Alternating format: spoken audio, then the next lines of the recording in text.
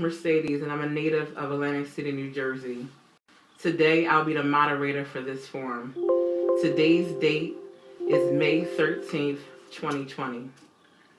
I want to introduce Mr. Will Cunningham, a Democratic candidate for the 2nd District Congressional seat, Mr. BruceStrigh, former mayor of Hamilton Township, Ms. Sharnell Morgan, Pleasantville Board of Education's policy chair, Mr. Stuart Wolf, co-chair of SOC, Save Our County. We want to start by congratulating the residents of Atlantic City, New Jersey. Good morning. Good morning. Good morning. Good morning, everybody. Congratulations, Atlantic City. Last night was decisive, and you maintained control of your city, control of your destiny. We're going to stand beside you 100%, so congratulations. I want to congratulate the residents of Atlantic City for taking their time out during the COVID pandemic to vote by paper mail. I would like to congratulate the residents of Atlantic City for decisively, on a 4-1 victory, putting an end to the attempted takeover by outside interests to control the city of Atlantic City and its residents. I myself am born and raised in the city of Atlantic City, and I'm proud to say the citizens last night clearly voiced their opinion and made it clear to the state of New Jersey that it can and will stand on its own.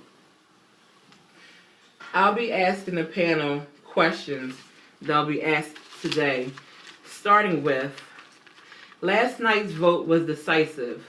What can we take away from the result? You know, like Stu said, it was a 4-1 victory. It was quite decisive. And, from my takeaway from it is that Atlantic City wants control of its own destiny. What we saw was an attempt by outsiders who were, frankly, filtering money into a system to take it over. You can look at sort of where that money was coming from, but we saw the folks of Atlantic City stand up in a resounding way. And I think we need to be clear about what just happened, because what we can't have is the continued presence of any corruption or anyone else sort of going outside of the system to try to take control over something that doesn't belong to them. Yeah, this was nothing short of a corporate takeover of a local municipality. And what this would have done is allowed outside interests to have influence over the town, and it would have taken away the residents' autonomy to determine their own destiny and to have their own representation for what's going on in Atlantic City. And as a former mayor of Hamilton Township, our interests, not only in Hamilton Township but all the other municipalities in Atlantic County, need to know that Atlantic County, or Atlantic City rather, is the economic driver of our entire county. And it's important that the residents are the ones who control their own destiny. So congratulations to the wisdom, actually, of the Atlantic City residents for recognizing that they have to elect their own representatives and control their city's government. I also want to thank y'all again, Atlantic City residents, because you all made history. You all saved the city of Atlantic City from being taken over by outside interests. So y'all did an outstanding job by sticking together and coming together as one to save the city. So I want to thank you. I would like to thank the Atlantic City residents during a time of a pandemic for standing up and not letting big money fool them. The attempted takeover of Atlantic City by outside interests, led by Robert McDevitt, was nothing more than an attempt to displace the residents of Atlantic City. Congratulations, residents of Atlantic City. You showed them that big money will not fool you. But not just that, we maintain democracy. We maintain people's ability to vote. Now, as African American in this country, we all know our ancestors have fought dearly. Lives have been lost for their ability to vote, and what you did last time was maintain your ability to do just that. Ward representation will continue. Having a mayor that you can hold accountable will continue, and the attempt to take that power away was defeated. So congratulations and thank you. Question: This is a victory occurring in the middle of a crisis. Where does Atlantic City go from here? You know, it's a great question, because there were so many needs of Atlantic City and the South Jersey region prior to COVID, and the fact that this happened in the middle of the pandemic. You know, the casinos are closed. You're seeing miles-long lines at food distribution sites. But I've also been, I've also seen people come together. This panel alone is sort of symbolic of people coming together. I'm from Vineland, Cumberland County. We have Mays Land in Pleasantville. Stuart was born and raised in Atlantic City. That's because we're all in this together. And that's really the vision we're going to have to move forward and make sure we have an economy that thrives and works for everyone. Dollars are important, but lives are most important. To move forward from this pandemic is a three-pronged system. We need to have testing Absolutely. throughout the entire district at no cost to anyone available. Number two, Atlantic City must have redevelopment. Number three, Atlantic County residents have taken a very hard hit financially. There has to be some relief from the pressures of the financial instability that's at our doorstep. Absolutely. Yeah, but not just, so. Still want to elaborate on that because that testing piece is important. This is something that senators and congresspeople have been calling for since January. Mm-hmm. Testing has been needed. It's been essential. Democrats in D.C. have been saying that needed to be done for months ago because we understood that if you had the testing, then you have the data that allows people to safely reenter society. So, Stuart, you're absolutely right. It needs to be testing 1, 2, 3 as the first 3 priorities. We've seen in other countries that, we know a third of the people are asymptomatic, meaning they are carriers who don't show any symptoms. We need to know who these people are, and then we can safely reopen things that we have a knowledge of what we're dealing with. Right now, we don't have it. And especially in a casino, it's going to be essential. South Jersey has to be prioritized in this testing. Governor Murphy is testing asymptomatic people, but there's the 2 sites are in North Jersey. We have to have one in South Jersey. It's essential. It's the way we're going to be able to safely open up our casinos. There's talk of partial openings of businesses, particularly smaller businesses, and there's talk of opening in 50% or 30%. Well, most businesses are geared to 100% of their occupancy. A restaurant cannot operate with just half the tables filled. So that is why testing is crucial, because people, even if the businesses do open and they're only partially open, people need to feel confident that they will go into a restaurant, go into a shop. In the quicker that there's free testing for everyone, the quicker the economy and businesses can get back to business and full employment. It's going to take a long time, hopefully shorter than longer, but the other thing, there has to be a lead. This has to be not only a local lead, but a national lead. And everybody has to be on the same page at the same time. Because unless we get a full effort from all, bipartisan effort from the federal government all the way down to local levels, that's the only way this is going to work. Look, because we know the governor said, look, public health creates economic health, and you hit the nail on the head. We got to deal with this so that we can have a thriving economy again. But not just that. We know the business grants and loans that small businesses in particular have needed. National data shows that 95% of Black small-owned businesses were excluded. 91% of the Latino small-owned businesses were excluded. We need federal legislation that addresses these inequities because we have to have an inclusive economy because there are already a scarcity of small businesses owned by people of color. Yes. And now they can't get the assistance they need. We have to address this. But we need this now. We cannot afford to have this tied up and bipartisan fighting.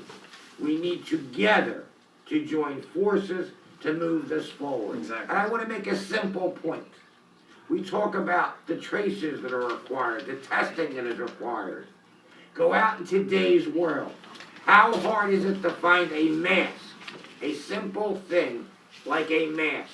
We're how many months into COVID-19 and masks are still hard to come by. Absolutely right. Yeah, President Trump did not, the Defense Production Act that we know would have compelled manufacturers to make things on behalf of the American people, Trump never really authorized it. He authorized it and enforced it.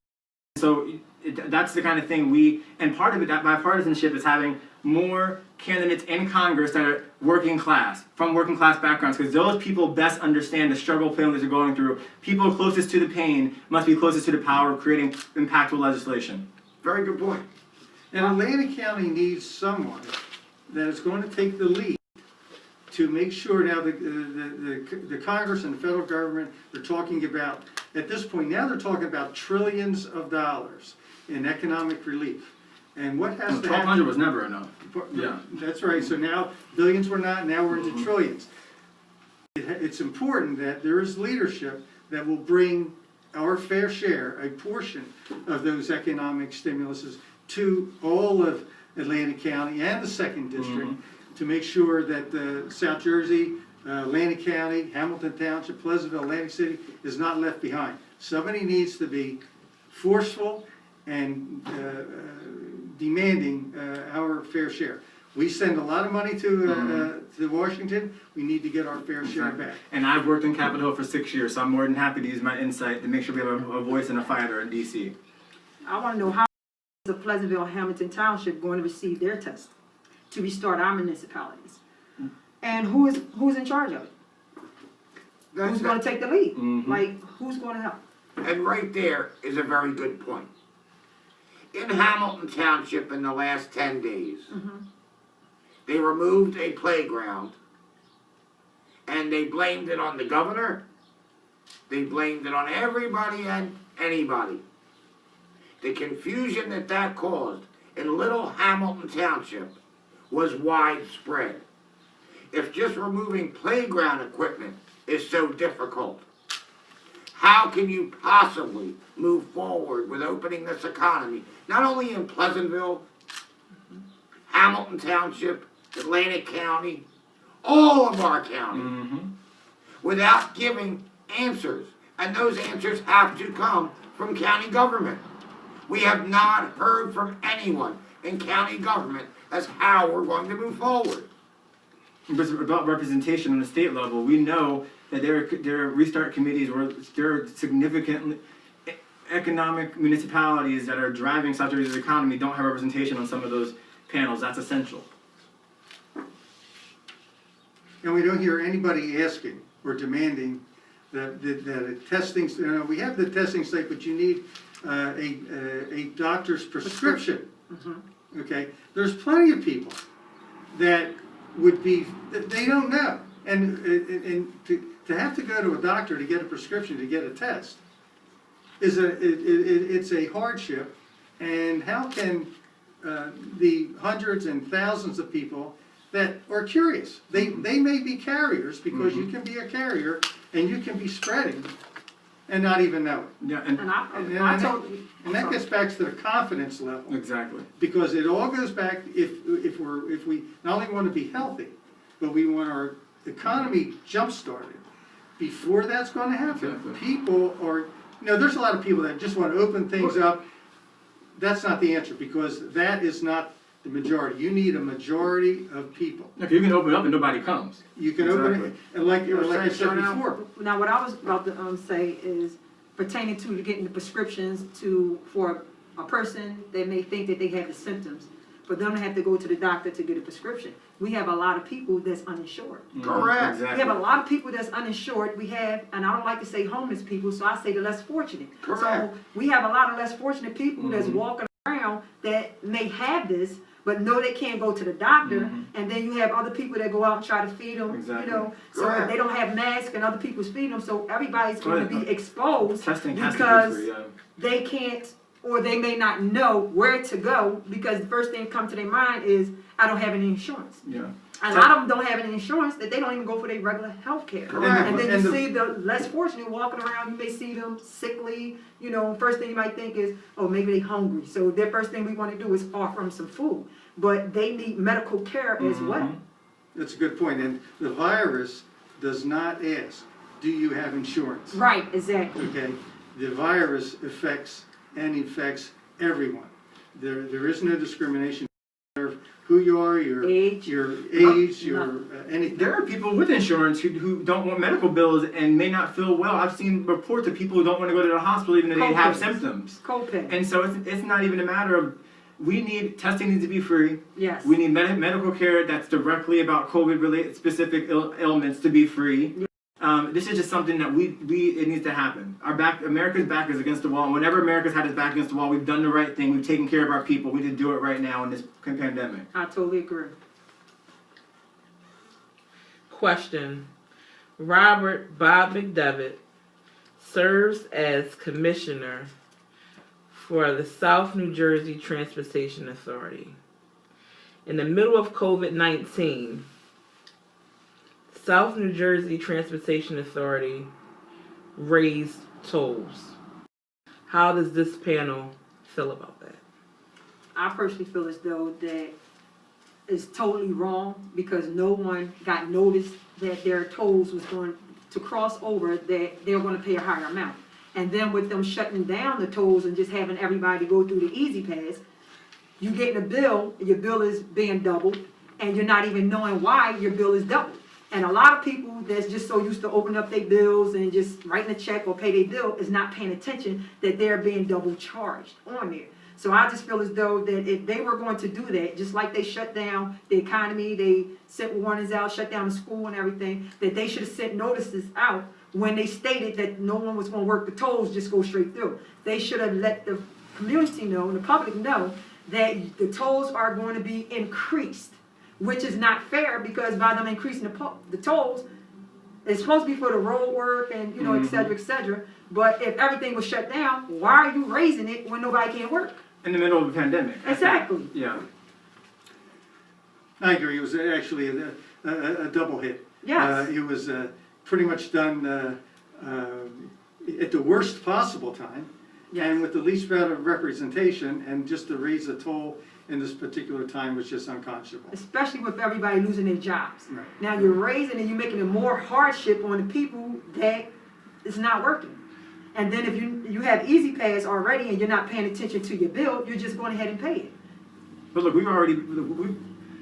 this McDevitt, we've already seen that he's aligned with the wrong side and he was defeated last night. We already know he was basically a shuffle corporation trying to take over Atlantic City, and now he's a commissioner of this transportation board and he's raising prices of tolls in the middle of a pandemic.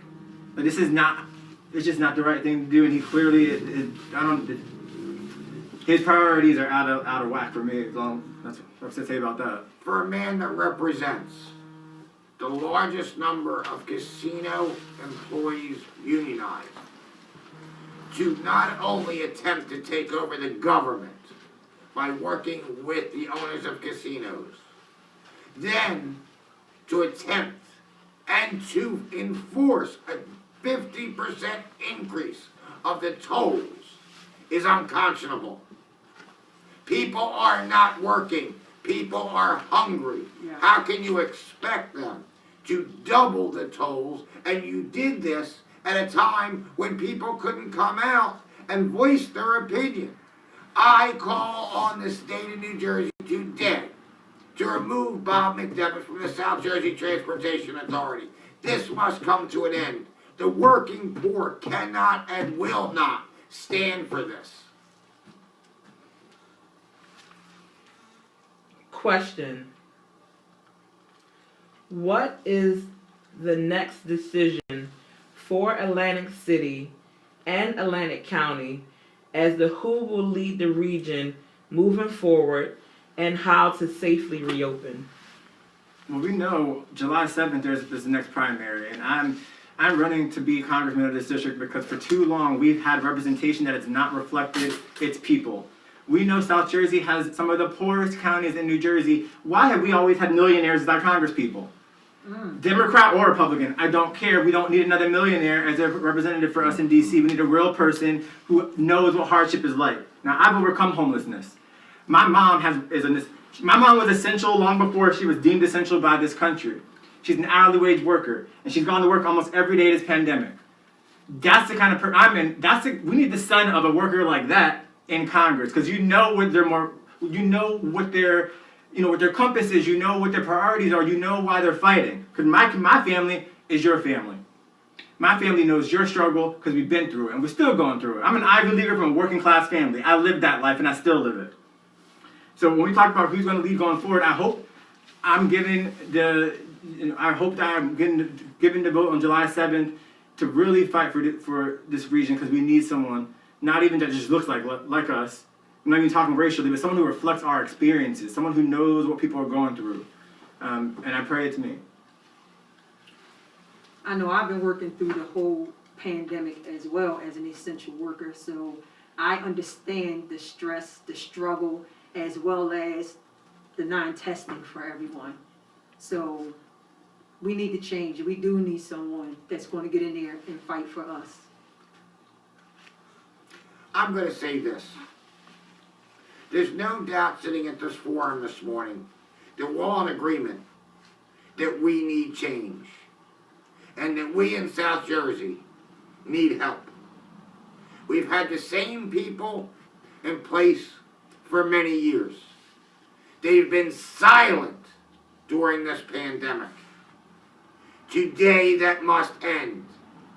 People must step forward and lead this Atlantic County to a brighter tomorrow.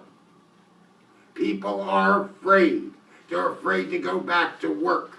They can't pay their bills. They can't find places to get masks. Where are these answers going to come from? But some of these people weren't just silent in 2020, they were silent in 2018. Because I ran in 2018, and Jeff Van Drew didn't just start becoming problematic in 2020, y'all. So I asked my opponents, where were you in 2018? Okay. This community needed you 2 years ago, but now you're livid, you're impassioned. We need fighters who take on real fights before it's popular to do so. You know, one thing that I have noticed, that the residents of not only Hamilton Township, Pleasantville, Atlantic City, and throughout the county, a lot of residents have stepped forward. You know, with food banks and the residents. But what we have not seen is our local elected officials stepping up. And you have to give it the local residents for standing up, organizing food drives, delivering food. I mean, that's apparent. You see it all over the place. Yes. But the elected officials who should be, we elect them to be leaders. And they have failed us, top to bottom, from the White House all the way down to the local level. And it's time that everyone recognize our shortcomings, because until we do, we're going to remain shortchanged. We need new voices. We need new voices, that's exactly right. Mr. Cunningham, South Jersey's economy was struggling before COVID-19. What can be done not just to restore the status quo, but create a stronger South Jersey economy so that a reopening helps the average and or common person? Well, like we said, testing is essential. If we want to go back to any kind of normalcy or semblance of normalcy, we have to make sure we know what we're dealing with, and knowing who the asymptomatic carriers are, making sure people, we have that data to safely reopen. But beyond COVID, there are economic needs in this region. It's an economically depressed region, and I know this because I'm from a working class family. We know that there have been people who work in fast food restaurants and retail stores who have been deemed essential, but they can't make a livable wage. Right. Now, we need to address that first and foremost. $15 isn't even livable. I mean, there are folks, and myself included, who probably believe it should be more than that, but we need at least a $15 minimum wage going forward. And we've seen how it's impacted those stimulus checks. And if you break down that $1,200, what you see is the minimum wage is $7.25. You times that by 5 days a week, by 4 weeks out of a month, that's $1,160. Everybody just got a monthly minimum wage check, what we just got. And if we had a higher minimum wage from the start, that check probably would have been a lot higher. So we need to address that first and foremost. We need a higher minimum wage. We need to be investing in our local people. We do that by making community college free across the board. If you want a trade certificate, you want to go to a vocational school, you want to get your first 2 years get your associates before transferring to a 4-year college, it needs to be free. That's how we invest in our people. And we need to be investing in apprenticeship grants so that owners of small businesses can take in younger workers to learn those skills, learn those trades, and get those business contacts. I totally agree pertaining to the $15 minimum wage, for the simple fact that a lot of people in office felt like the $15 was too much for people that's working in the fast food restaurants.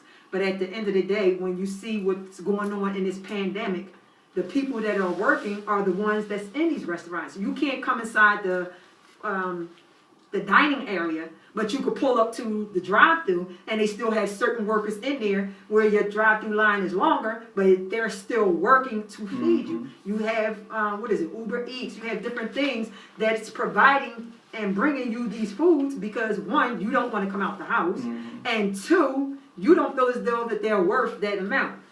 My question now is, are they worth it now? Absolutely, yes. Very good question. And this is a hazard. Let's be honest. People need hazard pay. Yes. We're paying them barely a livable wage to continue jobs that are taking on risk in this pandemic. That's right. Every time you my mom was a cashier at a liquor store. Do you know how packed the liquor store has gotten during this pandemic? Oh, yes. Yeah. So people are taking. It's not. I mean, in the front line, the healthcare workers absolutely should have their loans forgiven and have some hazard pay. But we can't forget about these people working behind the cash registers, fast food chefs. They need that hazard pay too because they're putting their lives on the line like everyone else. I also want to make a point. I'm sure this panel's aware that most of our casino workers are in a tipped position. Do you know what their hourly wage is? Even lower. Much lower than the state minimum wage. So if and when they're able to get unemployment, which is very difficult in this state still today, that is not enough for them to even feed their own families. This has to be addressed moving forward with a reopening. Question. Mr. Cunningham. Mercedes, you can call me Will. Okay. Will, you're from Cumberland County, Violin to be exact, but you spent substantial time before COVID-19, before Atlantic City's vote no in special election, in Atlantic County, with cities including Pleasantville, Hamilton Township, and Atlantic County. As you've traveled these counties, what do you see as the emergent needs? Yeah, I mean, the economy is always first and foremost. People need livable wages. Also, I've talked to Sharnell about this a lot. People just need communities that work for them. Yes. On a local level. Yes. Investments made in those communities that make the community feel like someone values it. That's right. That the kids have somewhere to go. Because what's so important is having that sense of community in all these municipalities. And because we really are all in this together. I know a lot of this panel has been devoted to Atlantic County, but Cumberland has the same exact needs. Okay. And that's why, for me, Atlantic County is a priority because, as far as I'm concerned, that's family. That's right. Cumberland and Atlantic, and so, the needs are the same, the people are struggling the same way. We got some farms in Cumberland County. I'm not a farm boy, but, I didn't grow up on the beach.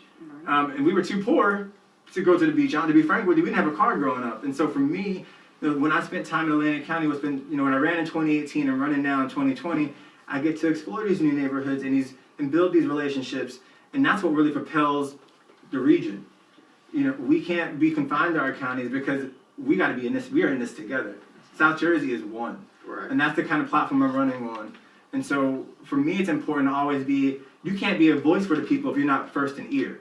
And so when I travel to these places, I want to hear from the communities. I want to know what's going on, what the needs are. That's why I've talked to Sharnell about Pleasantville. Yes. I've talked to Bruce about Hamilton Township. And I've talked to Delmar and Stuart and other folks about Atlantic City and those needs, because I'm real. Yes, sir. And you can't be real if you're not talking to the people and really understanding their needs. Question. Last question. What's the panel's opinion prior to New Jersey's executive orders given on how New Jersey's voters will be able to vote for the July 7th primary? Do you feel that it will be vote by mail, and or should it be? You know, last night's referendum was all vote by mail, and I know we were hearing some issues of folks getting what they needed, their ballots, the post office sort of, not getting folks what they needed. But the result spoke for itself. I know it's a hard decision to be made, but I think safety has to be a priority. We have already seen states in the Midwest to have reopened, have had spikes and surges of outbreaks. And if South Jersey, if we reopen, we're probably going to have an outbreak before this July 7th. We're going to have a second wave before our primary. I think there's too many unknowns to only have a machine election, but a combination of the two. Let folks make it a choice. Give them the option. Send them the ballot. And have, I think Governor Murphy's considering some polling locations being open, but I think it really should be a combination of the two. I think right there is the best answer. There are people that say it should be by machine. There are people that say it should be by paper ballot. I think each and every individual voter should have an option, either to vote by paper or to vote by machine. No voter should be disenfranchised.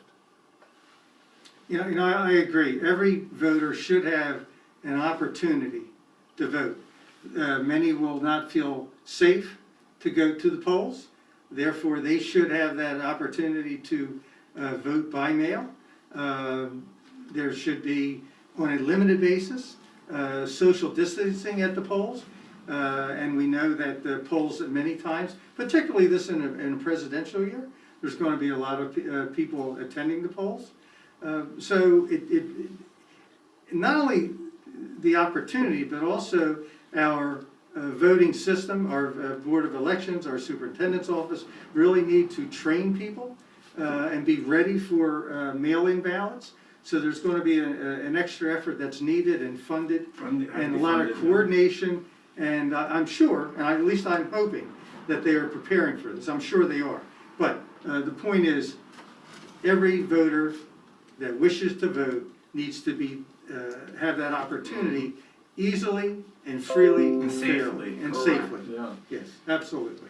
And I just want to chime in to say, pertaining to voting by mail, which if it is turnaround that we have to vote by mail, I just want everyone to be careful of who's helping them fill out their ballots. I want them to make sure that they fill out the ballots correctly, make sure they seal their ballots. And this is just something from me. Anyone that comes to your house to pick up your ballot for a messenger ballot, everybody does things by camera phone. Take a picture of whoever comes to pick up your ballot.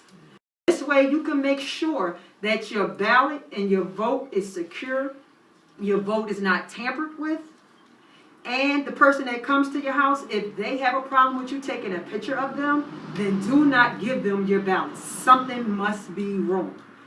But in the meanwhile, make sure that you seal your ballot and do not give no one your ballot unsealed, because we want everything to be fair and we want your voice and your vote to count. And on July 7th, I'll be in column D in the 2nd Congressional District Democratic primary. So vote column D, y'all. In closing, this forum would like to thank you. Thank you. Thank you, Yeah. Mercedes. Thank you. Everybody stay safe. Wash your hands. Keep your mask on. When it comes to voting by mail, be careful who you give your ballot to, and make sure that is sealed. Write the person's name down. They should have identification when they come to your home. Write their information down to make sure your vote counts. Vibe 609 Radio, we appreciate you. You're always out front. You're always making sure people get the news and information and the facts. The facts. The facts. It's about the facts, James. Vibe 609. Vibe 609 Radio, thank you. Residents of Atlantic City, thank you for standing up for democracy last night. Residents of Atlantic Residents of Atlantic County, Cumberland, Gloucester, Salem, Ocean, Burlington, Camden. Yeah, look, we're going to do this on July 7th. I appreciate the support. Vote column D. Thank you, Bruce, Hamilton Township. Thank you, Sharnell, Pleasantville. Delmar couldn't make it, but we got Stu here from Born and Raised Atlantic City. We're going to do this, and I appreciate all of you. Stay safe and take care. Thank you. Be Thank well. you.